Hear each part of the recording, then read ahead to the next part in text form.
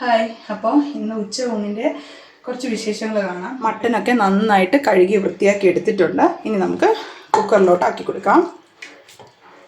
ഇനി നമുക്ക് കുറച്ച് മുളക് പൊടി, മഞ്ഞൾപ്പൊടി, ഗരം മസാല കൂടെ എടുത്തിട്ടുണ്ട്. നമുക്കിതും കൂടി ഇനി ഇതിലിട്ടൊന്ന് തട്ടിക്കൊടുക്കാം. ഇതിപ്പോൾ ഇച്ചിരി ഇട്ട് കൊടുക്കുന്നുള്ളൂ. നമ്മൾ അത് കഴിഞ്ഞിട്ട് മൂപ്പിച്ചിടും.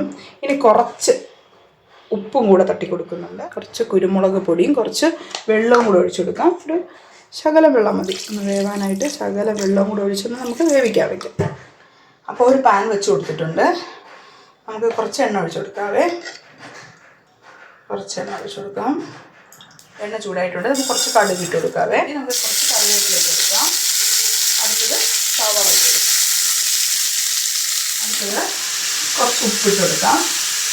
അപ്പോൾ ഉള്ളി ഒന്ന് പെട്ടെന്ന് പശുക്ക വരും. അപ്പോൾ നമുക്ക് ഒന്ന് നന്നായിട്ട് ഇതൊന്ന് വഴറ്റിയെടുക്കണം. വേറൊരു ചീഞ്ചട്ടി വെച്ച് കൊടുത്തിട്ടുണ്ട്. അതിലോട്ട് കുറച്ച് മുളക് പൊടിയും ആവശ്യത്തിനുള്ള മുളക് പൊടിയും മല്ലിപ്പൊടിയും കൂടി ഇട്ട് നന്നായിട്ടൊന്ന് മൂപ്പിച്ചെടുക്കാവേ. ഇത് നന്നായിട്ട് മൂത്തിട്ടുണ്ട്. ഇച്ചിരി മൂത്താൽ മതി. അപ്പോൾ ഉള്ളി ഇച്ചിരി വഴണ്ട് വന്നിട്ടുണ്ട്. ഈ സമയം നമുക്ക് കുറച്ച് വെളുത്തുള്ളി പേസ്റ്റ് കൂടെ ഇതിലോട്ട് ഇട്ട് കൊടുക്കാം. അപ്പോൾ ഇഞ്ചിയും വെളുത്തുള്ളിയും ഒന്ന് മൂത്ത് വന്നിട്ടുണ്ട്. ഈ സമയം നമുക്ക് കുറച്ച് ഗരം മസാല ഇട്ട് കൊടുക്കാവേ.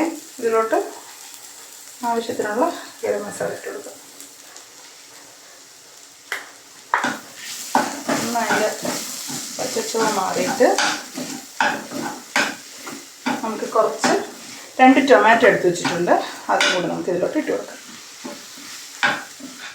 അപ്പോൾ ഇതെല്ലാം കൂടെ നന്നായിട്ടൊന്ന് മിക്സായി വരട്ടെ.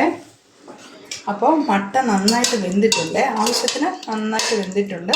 നമുക്ക് നേരത്തെ മൂപ്പിച്ച് വെച്ച മുളക് പൊടിയും മല്ലിപ്പൊടിയും കൂടെ നമുക്ക് ഇതിലോട്ട് ഇട്ട് കൊടുക്കാം.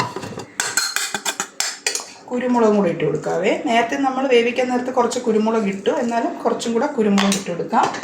നമ്മൾ മഞ്ഞൾപ്പൊടി ഇട്ടില്ലായിരുന്നു. കുറച്ച് മഞ്ഞൾപ്പൊടിയും കൂടെ ഇട്ട് കൊടുക്കാം. വഴറ്റി വെച്ചിരുന്ന ആ സവാളയും കൂടെ ഇതിലോട്ട് തട്ടി കൊടുത്തിട്ടുണ്ട്. ഇനി എല്ലാം കൂടെ നന്നായിട്ടൊന്ന് തിളപ്പിച്ചെടുക്കണം. അപ്പോൾ നന്നായിട്ട് തിള വന്നിട്ടുണ്ട്. ഉപ്പ് നോക്കിയിട്ട് ഞാൻ കുറച്ചും കൂടെ ഉപ്പ് ഇട്ട് കൊടുത്തായിരുന്നു. അപ്പോൾ മട്ടൻ കറി റെഡി ആയിട്ടുണ്ട്. അപ്പോൾ എല്ലാം റെഡി ആയിട്ടുണ്ട്. ഇനി ഊണ് കഴിക്കാൻ പോവാണ്. അപ്പോൾ വീഡിയോ ഇഷ്ടപ്പെട്ട എല്ലാവരും ലൈക്കും സബ്സ്ക്രൈബും ചെയ്യണേ.